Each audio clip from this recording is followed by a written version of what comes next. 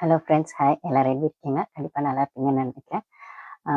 Welcome to Divya's world. நம்ம சேனலுக்கு இப்போ தான் வந்து வீடியோஸ் மூலமாக நிறைய பேர் சப்போர்ட் பண்ணுறீங்க. தளபதி ஃபேன்ஸ், விஜய் அண்ணா ஃபேன்ஸ், அப்புறம் பாலிடிக்ஸ் இன்ட்ரெஸ்ட் இருக்கவங்க எல்லாரும் சப்போர்ட் பண்ணுறீங்க. அதுக்கு ரொம்ப தேங்க்ஸ் கைஸ்.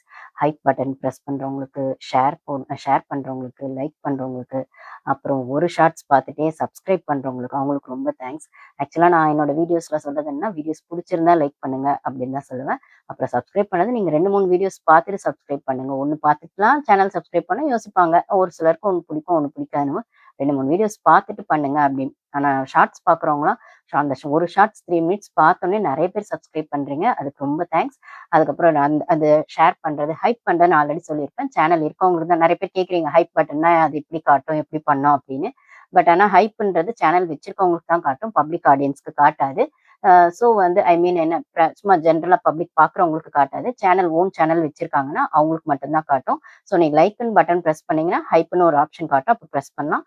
இல்லன்னா நீங்க ஜஸ்ட் லைக் பண்ணிட்டு ஷேர் பண்ணி விடுங்க. சப்ஸ்கிரைப் பண்ணுங்க.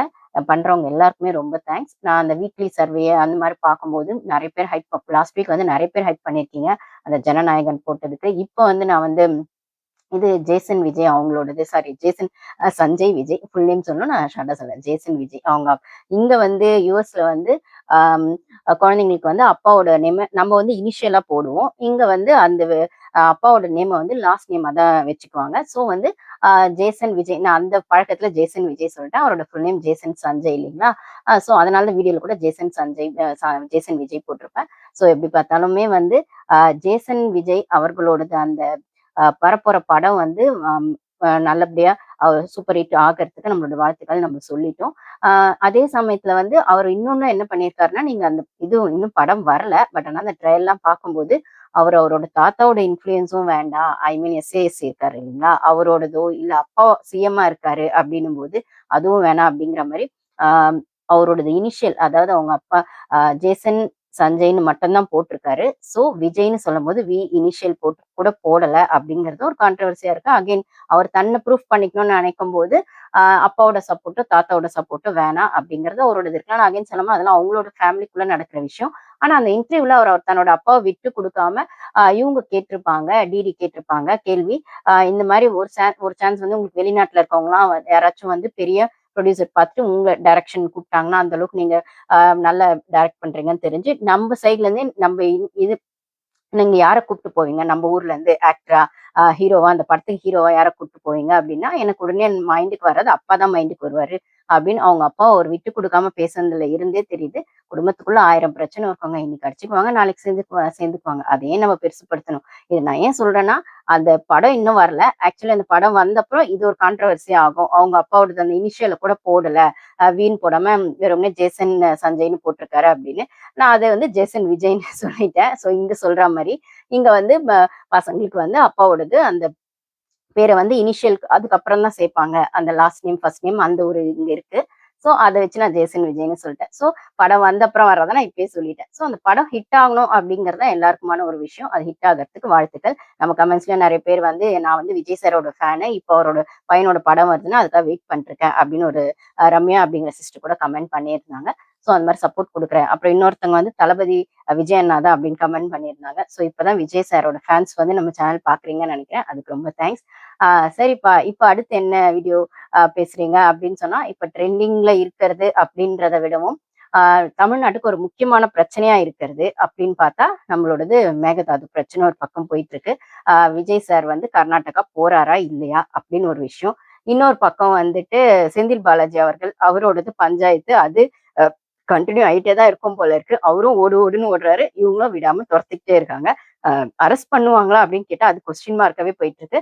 ஏன்னா, அவர ஜஸ்ட் லைக் தட் அரெஸ்ட் பண்ண முடியாது. எப்படி பார்த்தாலும் அவர் ஒரு எம்எல்ஏ அப்படின்னு சொல்லும்போது, ஸோ அந்த இடத்துல ஜஸ்ட் லைக் தட் வந்துட்டு அரெஸ்ட் பண்ண முடியாது. அதுக்குன்னு ஒரு புரோட்டோகால், ப்ரொசீஜர்லாம் இருக்கணும்போது, அத ஃபாலோ பண்ணி பண்றதுக்குள்ள, அந்த ப்ரொசீஜர்க்குள்ள தப்பிச்சு போயிடுறாங்க. இது நம்ம ஊர்ல எப்பயுமே நடக்கிறது தான். நான் ஆல்ரெடி என்னோட வீடியோஸ் பார்க்குறவங்களுக்கு தெரியும். ஒரு பொலிட்டீஷியன் அரெஸ்ட் பண்ணணும். அவங்க ஜஸ்ட் ஒரு பொலிட்டீஷியனா கட்சி மெம்பரா இருக்காங்களா, அரெஸ்ட் பண்ணோம்னாலே பெரிய விஷயம். அதுக்கப்புறம் அவங்க எம்எல்ஏவா இருக்கிறாங்க, சிட்டிங் எம்எல்ஏவா இருக்காங்க, இல்லன்னா முன்னாள் அமைச்சரா இருந்தாங்க. அப்படிலாம் பார்க்கும்போது, அவங்க ஆல்ரெடி ஒண்ணு வச்சிருப்பாங்க. ஒரு சேஃபர் சைடுக்கு ரைடு வர போறாங்க, அரெஸ்ட் பண்ண போறாங்க, கேஸ் போட போறாங்க, எஃப்ஐஆர் போட போறாங்க அப்படின்லாம் தெரிஞ்ச உடனே முன்ஜாமீன் வாங்குறதுக்குள்ள ஏன்னா முன்ஜாமீன் வாங்கல அப்படின்னா அரெஸ்ட் பண்ணுவாங்க. ஸோ அந்த முன்ஜாமீன் வாங்குற வரைக்கும் அங்க எங்க ஓடி ஒழிஞ்சிக்கிட்டே தான் இருப்பாங்க. இதுதான் அவங்க வந்து ஒரு என்ன சொல்றது, எழுதப்படாத ஒரு சட்டமாவே நம்ம ஊர்ல பொலிட்டீஷியன்ஸ் ஃபாலோ பண்றது. இந்த மாரி அந்த ஜாமீன் வாங்குறதுக்கு வந்து அதுக்குள்ள வந்து நாங்க அங்க இங்க ஓடிக்கிட்டே இருந்து நைஸா எஸ்கேப் ஆயிடலாம். ஜாமீன் வாங்குனதுக்கு அப்புறம் எங்ககிட்ட ஜாமீன் அரெஸ்ட் பண்ண வந்தாங்கன்னா, ஜாமீன் இருக்குன்னு ஜாமீன் காமிச்சிடலாம். அத முன்ஜாமீன் அப்படின்னு சொல்லும்போது, ஆக்சுவலா அத வாங்குறதுக்கு தான் செந்தில் பாலாஜி அவர்கள் அங்க இங்க பிரைவேட் ஹோட்டல்ஸ்லலாம் கூட தங்கியிருக்காரு. ஏன்னா இப்ப மறுபடியும் ரீசென்ட்டா ரைடு போனாங்க அப்படின்னு சொல்லும்போது, அந்த டாஸ்மாக் வழக்குல ஆகட்டும், ஆக்சுவலா அவர் மேல 4 கேஸ்க்கு மேல இருக்கு. தெரிஞ்சது, தெரியாதது இன்னும் எத்தினி இருக்கும் அப்படிங்கிற மாரி, இப்போ ஒரு டிவிக்கு அந்த கவர்மெண்ட் வந்த அப்புறமே இவருக்கு மேல தெரிஞ்சு விசிபிளா தெரிஞ்சது டாஸ்மாக் வழக்கு இருக்கு. அதுக்கப்புறம் வந்துட்டு பேரம் பேசினது, டிவிக்கு எம்எல்ஏஸ் வந்து பேரம் பேசி விலைக்கு வாங்க பாத்துறது, அது ஒண்ணு. ஈபி இது அது ஒண்ணு இருக்கு. அதுக்கப்புறம் கரூர் கம்பெனி ஓனர் எங்கப்பா அப்படின்னு நம்ம தளபதி சார் கேட்ட மாதிரிதான். சோ அந்த மாதிரி தெரிஞ்சு 4 கேஸ், தெரியாம எத்தனை கேஸோ அப்படின்னு சொல்லும்போது, எல்லா கேஸ்ல இருந்து தப்பிக்கிறது ஒரு பக்கம்னா, அவங்க கிட்ட இருந்து அரெஸ்ட் ஆகாம இருக்கணும் அப்படிங்கறது ஒரு விஷயத்துல ஓடிக்கிட்டே இருக்காரு அவரும். இப்பவுமே வந்துட்டு ரைடு போன விஷயத்துல அவரோட தம்பி ஆப்வியஸா அந்த பேரம் பேசின டிவிக்கு எம்எல்ஏஸ் பேரம் பேசின வழக்குல யாரு ஃபர்ஸ்ட் பண்ணாங்கன்னா அவங்க தம்பி அசோக் அவர் மாட்டினாரு. அதுக்கப்புறம் அங்க ஒரு அந்த 7 பேர் அதுல சம்பந்தப்பட்டவங்க அப்படின்னும் போது டைரக்டா ஃபர்ஸ்ட்ல வந்து நிக்கிறது இவர் தான் நிக்கிறாரு, இவர் தான் ஃபர்ஸ்ட் குற்றவாளி அப்படின்னு சொல்லும் போது, ஸோ இவர் அரெஸ்ட் பண்றதுக்கு அப்புறம் இந்த ரைடு விஷயத்துல எல்லாம் டாஸ்மாக் விஷயத்துலயும் ஊழல் அப்படின்னு சொல்லும்போது அதுக்கான விஷயங்களும் பண்ணும்போது முன்ஜாமீன் வாங்கிட்டாரு அப்படின்ற ஒரு விஷயம் வந்தாலும் இப்ப ரீசெண்டா பிரேக்கிங் நியூஸ் வந்தது. அந்த முன்ஜாமீன் வந்து தள்ளுபடி பண்ணிட்டாங்களாம். சோ அது அது வந்து செல்லுபடி ஆகல அந்த முன்ஜாமீன் மனு அப்படின்னு சொல்ற பட்சத்துல இப்ப வந்து கவர்மெண்ட்டுக்கு எல்லா ரூல்ஸும் இருக்கு அரெஸ்ட் பண்றதுக்கு. இதுல ஆல்ரெடி இவருக்கு வந்து ட்ரிப்ளிகேணில அந்த கேஸ் விஷயமா அந்த டிவிக்கு எம்எல்ஏஸ் பேரம் பேசின அந்த கேஸ் விஷயமா வந்து இவர் ட்ரிப்ளிகேணில மார்னிங் ஈவினிங் 2 பார்ட்டியும் சைன் பண்ணும் அப்படிங்கிற மாதிரி ஒண்ணு இருக்கு. அந்த ரூல்ஸ் பிரகாரம் இவரும் இவர் தம்பியும் சைன் பண்ணணும். ஆனா வந்துட்டு இவர் வந்து இப்ப இந்த கேஸ்ல இப்ப போலீஸ்ல இருக்கறனால ட்ரிப்ளிகேணில போய் இன்னும் சைன் பண்ணல. ஐ மீன் அந்த வீடியோ போட்டுட்டு இருக்கும்போது அங்க இந்தியால ஆஃப்டர்நூனா இருக்கும். ஸோ இன்ன வரைக்கும் மதியானம் வரைக்கும் போய் சைன் பண்ணல அப்படின்னும் போது, அங்க அசோக் குமார் அவர் சைன் பண்ணிட்டார் போல இருக்கு அவர் தம்பி. இவர் சைன் பண்ண போனாருன்னா, இப்பதான் வந்து மனு தள்ளுபடி பண்ணியிருக்காங்க.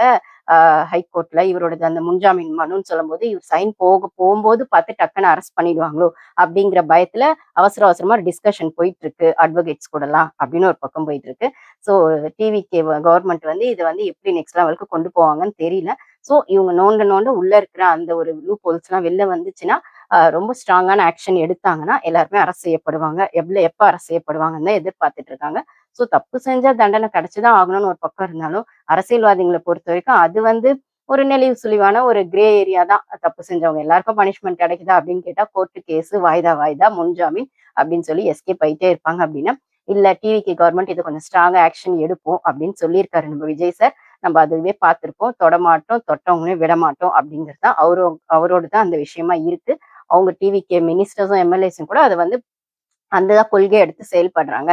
ஒரு ஃபர்ஸ்ட் 6 மந்த்ஸ் 1 இயர்க்குள்ள எந்த அளவுக்கு மேக்ஸிமம் அந்த கரப்ஷன் அப்படிங்கிற விஷயத்த அவாய்ட் பண்ணணும். இல்ல ஆல்ரெடி நடந்திருக்கிற விஷயத்த கண்டுபிடிச்சு அதுக்கான நியாயமான வருமான விஷயங்கள்லாம் வந்து கவர்மெண்ட்டுக்கு வரணுமோ அதை எப்படி வர வைக்கணுமோ நாங்க வர வைப்போம் அப்படிங்கறது தான் அவங்க ஒரு ஸ்ட்ரிக்டான ஒரு விஷயமாவே எடுத்து செயல்படுறாங்க. இதுக்கு நடுவுல அவங்க